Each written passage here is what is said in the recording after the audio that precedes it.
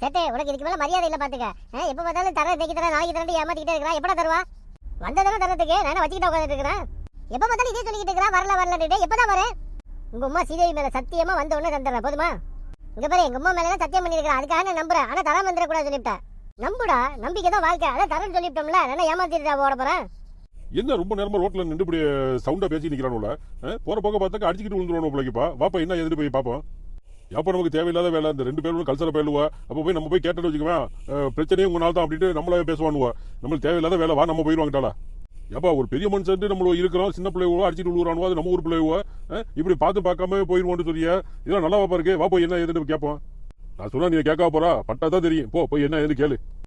எப்பா சேட்டும் அப்பாசுக்கு என்னடா பிரச்சனை உங்களுக்கு ரெண்டு பேருக்கு? ரோட்ல நின்று இப்படி அடிச்சுக்கிறாப்புல பேசிட்டு இருக்கிறீங்களா? ரெண்டு பேரும் ஒன்னா தான் சுத்தி வீழுவா. இன்னைக்கு பார்த்தாக்கா வாய் தகராறு ஓவரா தெரியுது.